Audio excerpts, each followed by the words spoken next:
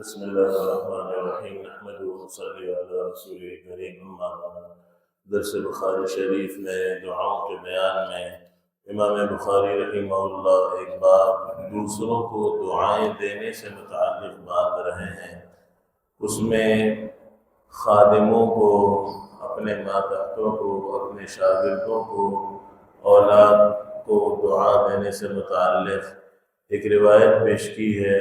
حضرت قتادہ رضی اللہ عنہ فرماتے ہیں کہ میں نے حضرت انس رضی اللہ عنہ کو یہ فرماتے ہوئے سنا کہ حضرت سلیم جو ان کی والدہ تھیں، انہوں نے اللہ کے نبی صلی اللہ علیہ وسلم سے عرض کیا، یا رسول اللہ انس خادمک، کہ اللہ کے رسول میرا بیٹا انس آپ کا خادم ہے، تو آپ اللہ سے دعا کر دیجیے، اس کے لیے کچھ دعا دے دیجیے۔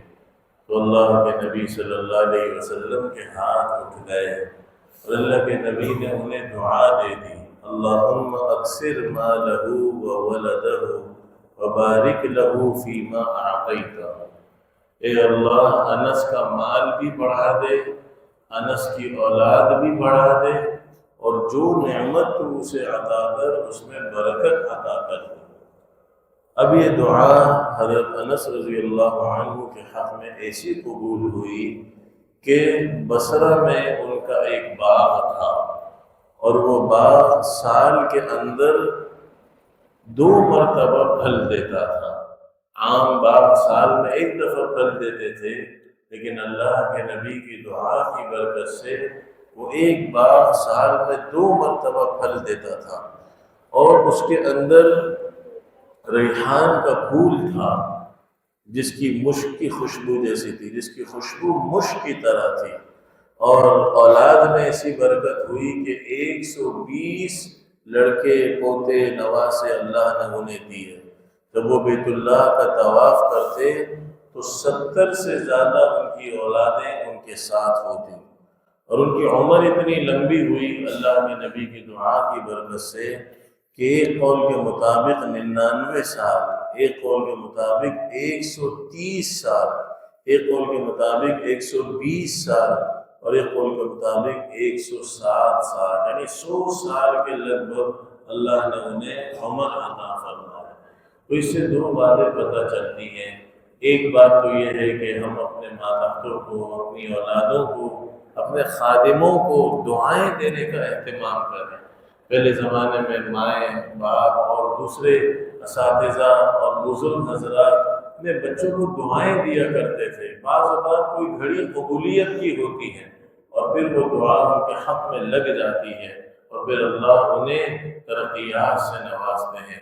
اور دوسری بات یہ پتہ چلتی ہے کہ چھوٹوں کو چاہیے کہ اپنے بڑوں سے دعائیں لینے کا اہتمام کریں۔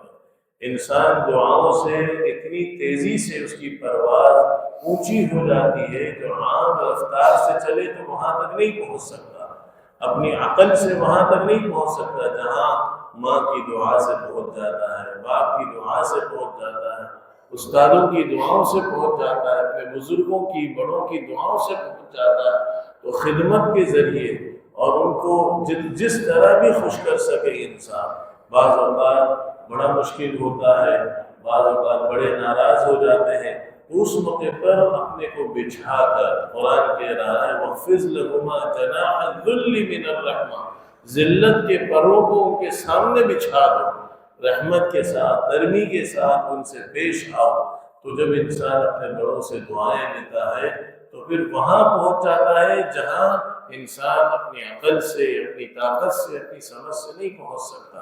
اور پھر دعا دینے کا بھی سلیقہ، صرف نعمتوں کی دعا نہیں مانگی۔ اللہ کے نبی صلی اللہ علیہ وسلم نے مال بڑھے، اولاد بڑھے، عمر بڑھے، لیکن ساتھ یہ بھی فرمایا کہ اللہ اس کی نعمتوں کو بابرکت بھی بنا۔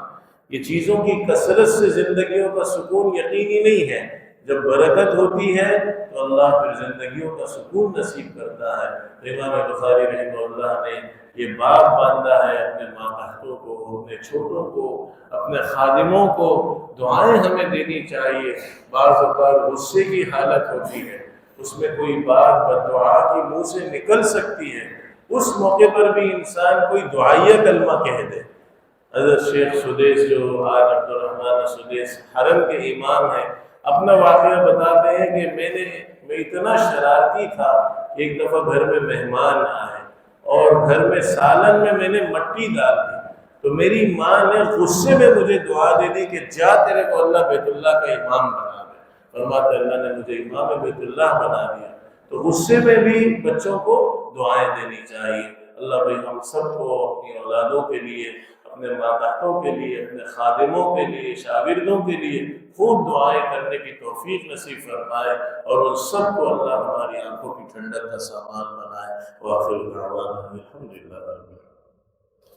اللهم لك الحمد كله ولك الشكر كله. اللهم أعنا على ذكرك وشكرك وحسن عبادتك. اللهم احسن عاقبتنا في الامور كلها واجرنا من خزي الدنيا وعذاب الاخره. اللهم احسن ختامنا ويمين كتابنا ويسر حسابنا وثبت على صراط اقدامنا. صلى الله وسلم على خير خلقه محمد وعلى اله وصحبه اجمعين.